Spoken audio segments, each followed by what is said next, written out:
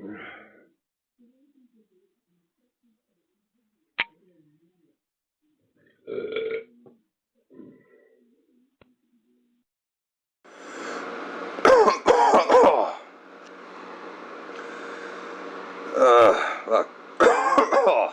God damn. Oh, shit. Hello, mind readers, and welcome to another wacky episode of Readers Aside.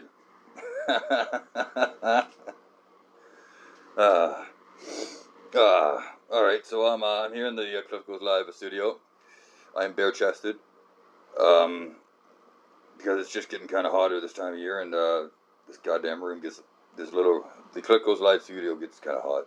It's warm in here. So I'm directly in the path of the fan, which is on full blast, and I'm not really too concerned with how that affects the recording. Like, there's some concern. Can you hear me? There's some concern, but not a whole lot, really. I may, over the course of the episode, put my shirt back on, but, like, I just don't know that yet. And, in fact, before we get started, I'm feeling a little peckish, too. I just have a tiny little, what this is called, a crisp. A Special K crisp. Strawberry. Okay, they're pretty good. I've actually been eating them all week. They come in little sachets of dew. And I've already eaten one, so this is the second one. I'm going to eat it. It won't take much more than a few moments. I'm just going to set you down on top of the book for a moment.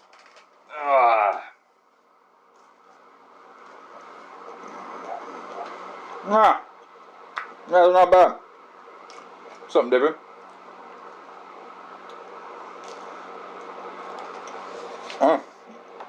I got some crumbs on my chest. That's the thing about eating bare-chested. You get crumbs on your chest, and sometimes they get kind of stuck in what scant chest hair I have, and that feels kind of gross. But whatever. I rather like those, actually. Those are pretty good. So I've just taken a moment. I ate a crisp, and then just now I briefly scratched beneath my right breast area, and now I'm scratching kind of my collarbone here on the left side. I bet I'll be scratching more during this episode for as long as my shirt's off. Maybe I just notice it more. I bet I scratch myself a lot, but when you got your shirt on, you're not really. You guys don't notice it this much, probably. I think that's probably true. Interesting. Alright, let's get underway here. Oh, fuck! God damn it! Never mind that. Nothing happened. Nothing at all. For fuck's sakes. My God. Good Lord. Alright, so... Like, why am I coughing? What's happening? Mother of Lord. So I'm going to leave the light off for now. And just kind of... I got the door open. So the light from the hallway is kind of glancing in. That's usually how I read. Sometimes I put the light on. I'm not doing that today. Like I'm not doing it right now for the start of the episode. You know what? I'm putting the light on. Fuck it. There we go. So today we are reading a very interesting book here. Very interesting book. The Hunting of the Snark by Lewis Carroll. Now I've got another one of these annotated versions, much like my my Sherlock Holmes anthology, and gotta say I'm getting fucking sick of the notes. In fact, I've shunned all the. I've read what are there, like 8 chapters here or something like that. It's just essentially it's a poem, and there are about 8 chapters, although they're called fits. like not so much as in an apoplectic fit, just like Buddy had a crazy fit, because this poem's it's rather insane. It's just nonsensical and rather insane. Like, not that it's nonsensical. I'm sure there's some sense to it. It's just like that's kind of how it comes. It's rather crazy. It's I'm just gonna move on from that little fit I just had. So I'm on Fit the Third, aka the third chapter, chapter 3. It's called The Baker's Tale. I think there's 8 of them. Of course, this came after about 50 pages of several introductions. I'm also kind of getting a little tired of the introductions. Like, can I just fucking, can I just have a book, read the fucking book, and make my own comments? Like, isn't that not what Reader's Aside is all about? I have good comments.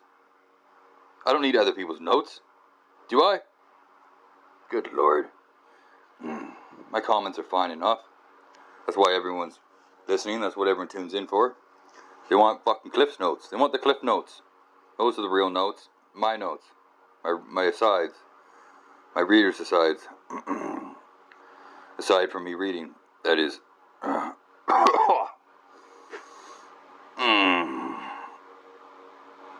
I'm just going to maybe adjust the fan so it is once again blowing directly in my direction. Or just slightly askance is kind of how I like it. Slightly askance. So that you can just kind of feel the periphery of the beam. Right? It's one of those little Honeywell fucking motherfuckers. So, it's like a... What do they call them? They don't call it a fan. They call it something else. Some type of wind pusher. Good Lord, that was dumb. There is some other name for them. A circulator. Maybe it's a circulator. An air circulator. Yes. I'm sure that's what they call them. It's an air circulator. So it's got a powerful stream, right? If you're not really in front of the stream, like, it circulates the air around the room, but like if you're trying to cool down like myself, all bare chested, you kind of want the full blast. So I'm positioning myself on the periphery of the stream. That's just how I kind of like doing it. Okay, removing the bookmark, and here we're gonna go. Sans notes, because notes are fucking gay, and I'm sick of them. The Hunting of the Snark by Lewis Carroll. Fit the Third, The Baker's Tale. Yar. They roused him with muffins. They roused him with ice. They roused him with mustard and cress. They roused him with jam and judicious advice. They set him conundrums to guess. When at length he sat up and was able to speak, his sad story he offered to tell. And the bellman cried, "Silence! Not even a shriek!" and excitedly tingled his bell. There was silence supreme, not a shriek, not a scream, scarcely even a howl or a groan, as the man they called Ho told his story of woe, an antediluvian tone. Pardon me, in an antediluvian tone. Fuck. You can't really fuck up when you're reciting these poems, eh? It fucks up the cadence of the poem. Fuck, sorry, Reader's Aside. I fucked up. I didn't even fucked up with the Reader's Aside. Yeah, you know what, that's just, let's hope that doesn't happen too much here. Like, I'm not sure how many, comments I'm really going to have, other than saying, "Ah, shit, I fucked up." That's just kind of the nature of what I'm reading today, because it's just very odd, and, I'm trying to read it. I'm trying to read, goddammit. So, like, you know what, shut up. Just get back to it, right? I'm sorry, whatever. Anyways, aside. My father and mother were honest, though poor. Wait, Reader's Aside. Who's talking again? The man they called Ho. Right. Right, there's some guy who doesn't have a name. Although I thought they were calling him the Butcher.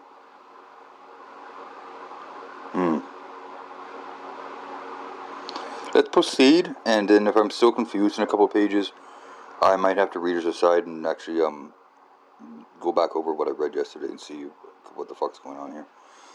Like, who's the man they called Ho?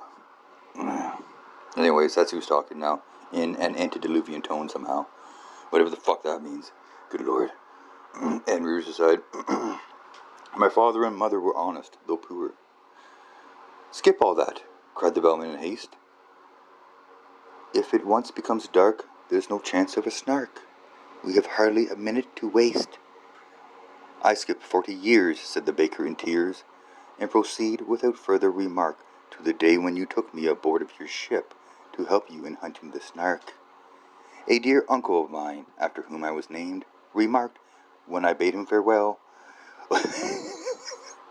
we decided I didn't mean to do that. That was very musical. That was very musical. Oh, this is wild stuff. Andrews aside. Oh, skip your dear uncle, the bellman exclaimed, as he angrily tingled his bell. Alright. Readers aside. Just turning a page. Don't mind me. And readers aside.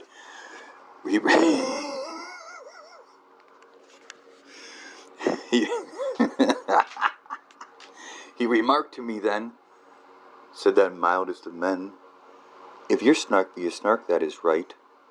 Fetch it home by all means, you may serve it with greens, and it's handy for striking a light.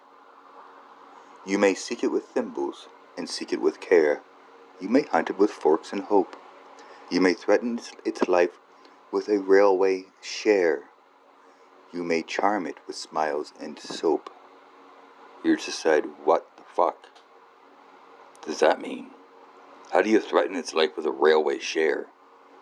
It's a hyphenated word there at the end, a railway share. Who said that again? Which one said that? The mildest of men? What? Said that mildest of men. Did I read his side? We're on readers' side right now. The baker or no? Yeah, you know what? I hope you guys can follow along because I'm just gonna nail it out here. I'm just gonna go for a good run here. I don't fucking care. I think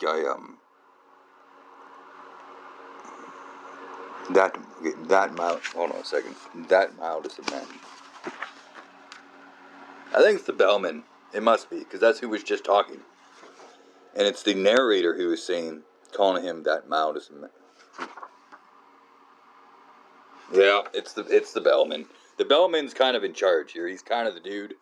Sort of got this whole outfit together, and they're looking for a snark. Bellman's kind of I guess he's kind of the captain basically. Right. Okay, I figured that out. Cool. I still don't know what a railway share is. I thought that might be. I think there's one guy who's like a banker. That's what kind of confused me, and really why I decided, hold up, readers aside, and I went back and was like, is the banker talking? Because that would make sense. Are you talking about some sort of like investment in a railway? But how would that really threaten someone's life? Don't know. See what I mean about like the nonsense? Like I'm sure it meant something, and I'm sure there's some people out there who understood it. Unfortunately, I don't appear to be one of them right now. But it's definitely the bellman talking. I know that. Okay, okay. And readers aside. That's exactly the method. The bellman, bold in a hasty parenthesis, cried. Okay, readers aside. This is odd. So this stanza, like there's like these stanzas of 4 lines, right? Stanzas of 4 lines because it's a poem. It's that type of poem, I guess. And this stanza's in a parenthesis. See, this is why I kind of wondered about how well this would work in the format here. But I said, fuck it, I do it anyways, because like you kind of got to read it with a good, strong, confident cadence and just go through it, kind of almost sing-songy, like I almost did there for a bit, and then But if you're kind of going choppy, chop, chop, chop, chop with all these readers asides, like, you know what? Fuck you all. Fuck you all. And readers aside. That's exactly the method, the bellman bold, in a hasty parenthesis cried. That's exactly the way I have always been told, that the capture of snarks should be tried. So readers aside, one more readers aside here. I didn't really need to do that last readers aside, I don't think. Like, I wanted to, you know, let you know there, that how clever that was, because it was actually in a parentheses, which, you know, like, no one would say in real life. You know, like, no one would point that, because it's not, because the parentheses is only in writing. Or I guess, like, when you're talking along, it does reflect a certain pattern of speech. Like, maybe right now could be in a parentheses. Or no? Maybe all readers' asides would be in a parentheses. Or would they just be notes? Huh.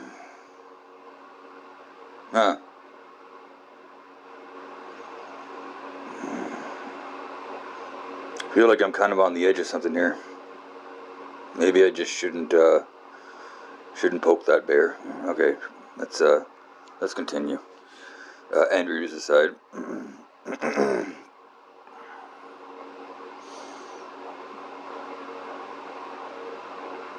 Where did I stop?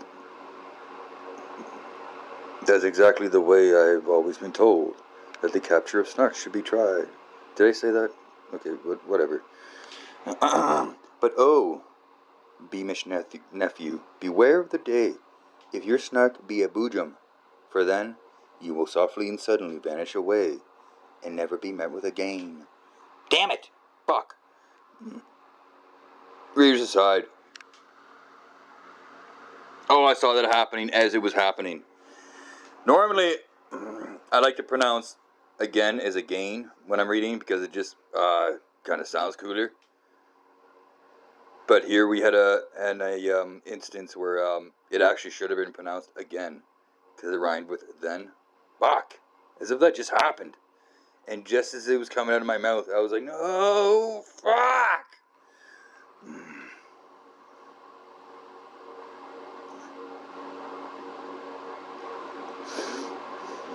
And readers aside.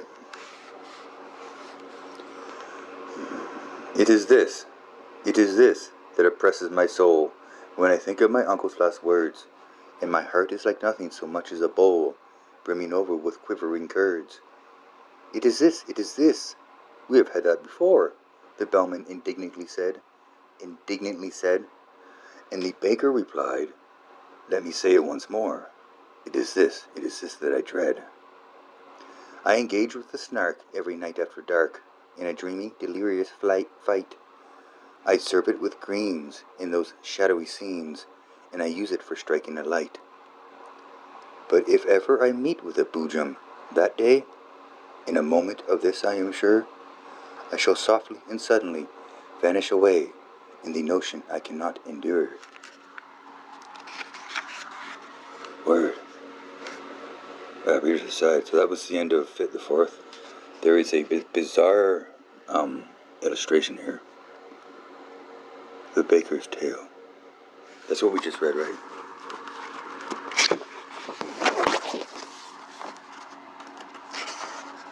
It was.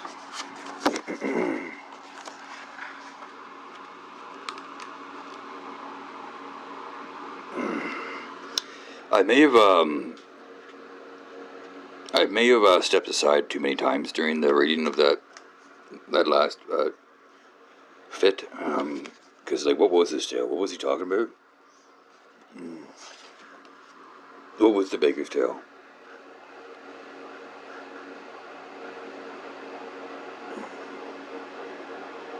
The baker.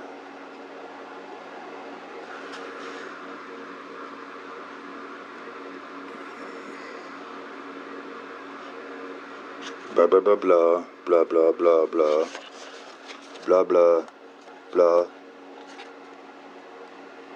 blah blah blah blah. blah blah blah. Oh right, his uncle was telling him some shit about beware, if your snark could be a boojum. And then you was off and suddenly went, okay, he was telling a tale of some crazy uncle of his telling him, watch the fuck out about hunting those snarks and shit, eh? Like, doesn't always turn out. And this illustration, is that his uncle? For the love of God, what is that thing? His uncle looks like an alien. Or possibly Dracula. And what's going on outside that window? Some man looks like he is holding aloft, perhaps a violin. Like he's ready to smack someone in the head with it or something. Hard to say. Very hard to say, actually. Very strange. Let's continue. And readers aside. Fit the fourth. The hunting all cool. The bellman looked uffish.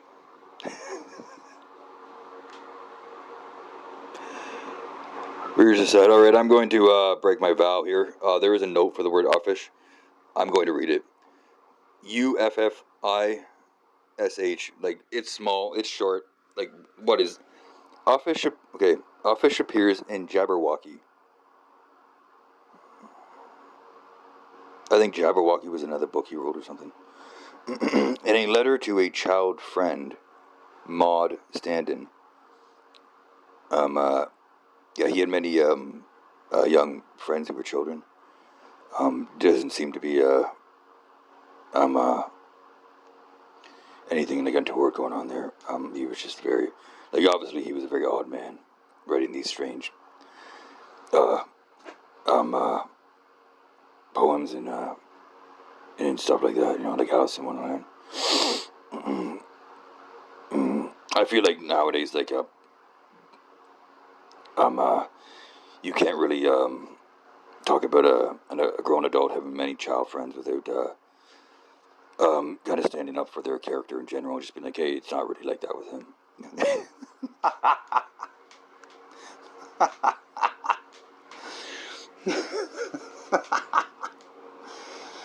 Oh, good Lord, I got right off track here, didn't I? In a letter to a child friend, Maud Standen. Maud. When's the last time a child's been named Maud? Carol said that the word suggested to him a state of mind, quote, a state of mind when the voice is gruffish, the manner roughish, and the temper huffish. So that's how someone appears uffish. Okay, because they're gruffish, roughish, huffish, all some manner of uffish. Sure. I mean, that's sort of, if ever there was a proper context, I think we've just fucking nailed it. I think. Good Lord. And rears aside. The bellman looked uffish and wrinkled his brow. If only you'd spoken before. It's excessively awkward to mention it now, with the snark, so to speak, at the door. We should all of us grieve, as you well may believe, if you never were met with again. Damn it! Fuck! Oh, it just got me again. I'm not even doing a reader's aside. You know what happened. I'll just start that over. We should all of us grieve, as you may well believe, if you never were met with again. But surely, my man, when the voyage began, you might have suggested it then. It's excessively awkward to mention it now, as I think I've already remarked. And the man they called High replied with a sigh, I informed you the day we embarked. You may charge me with murder or want of sense. We are all of us weak at times, but the slightest approach to a false pretense was never among my crimes.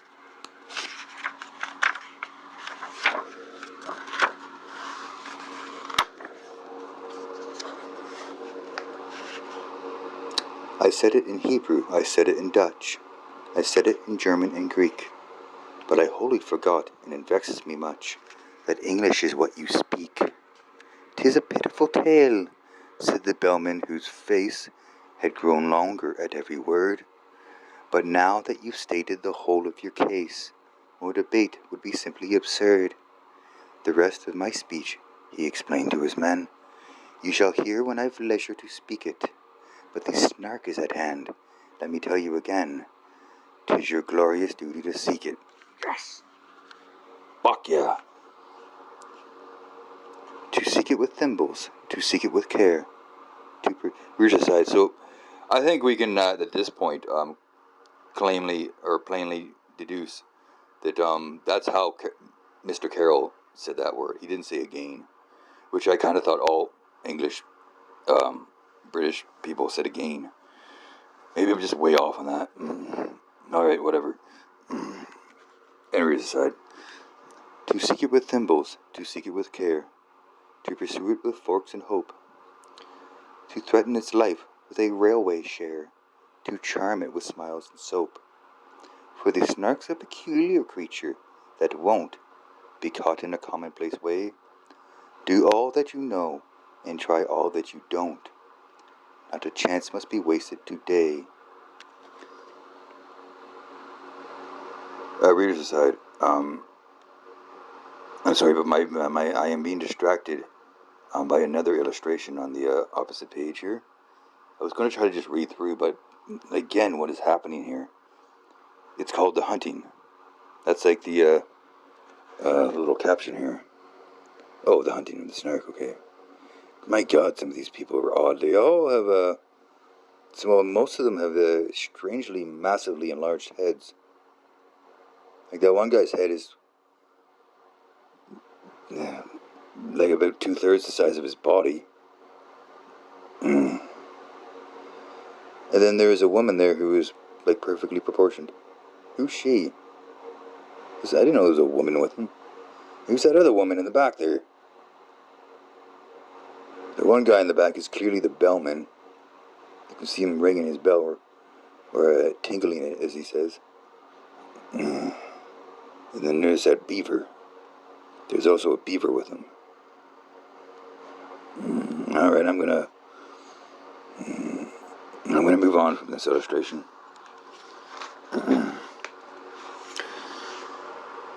I was going well though too, wasn't I?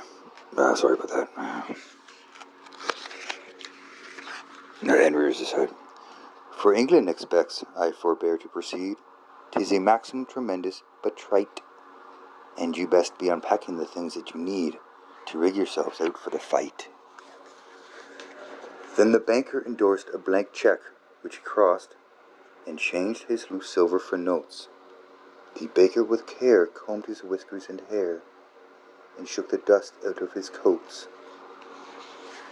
The boots and the broker. The broker, that's right. There's a broker and a banker? The boots and the broker were sharpening a spade, each working the grindstone in turn. But the beaver went on making lace and displayed no interest in the concern, though the barrister tried to appeal to its pride and vainly proceeded to cite a number of cases in which making laces had been proved an infringement of right. The maker of bonnets ferociously planned a novel arrangement of bows, while the billiard marker, with quivering hand, was chalking the tip of his nose. But the butcher turned nervous and dressed himself fine, with yellow kid gloves and a ruff. Said he felt it exactly like going to dine, which the bellman declared was all stuff. Introduce me, now there's a good fellow, he said, if we happen to meet it together. And the bellman, sagaciously nodding his head, said, that must depend on the weather. The beaver went simply galumphing about. Not touching that one. At seeing the butcher so shy, and even the baker, though stupid and stout, made an effort to wink with one eye. "Be a man," said the bellman in wrath as he heard the butcher beginning to sob. "Should we meet with a jub-jub, that desperate bird, we shall need all our strength for the job."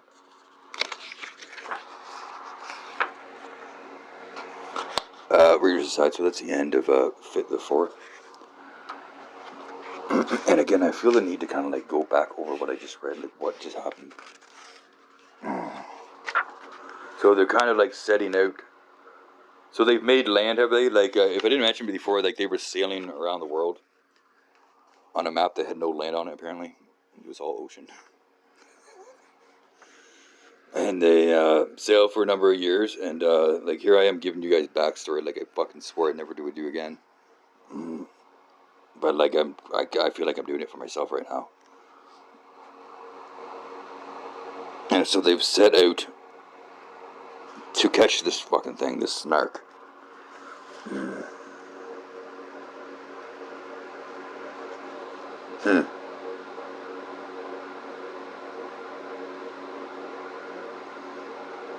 Okay, and they're all pretty much fucked up in their own particular ways and shit. I feel like they're not going to get a snark, and it's going to be a boojum, did they call it? What his uncle said.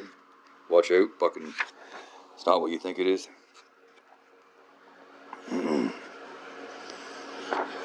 Of course, the several introductions I read also suggest that's probably what happens.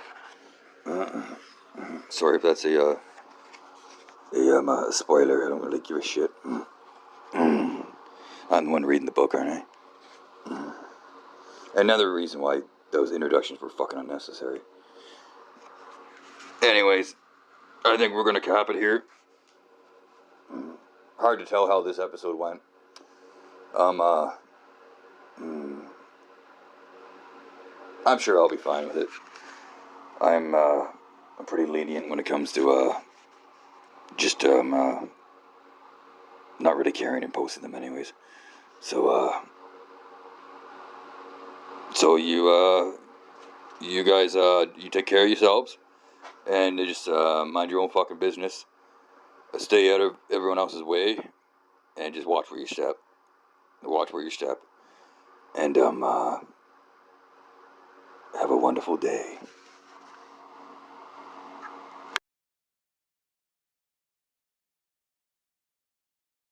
And they even went to the moon. And there was a time in this country, a long time ago, when reading wasn't just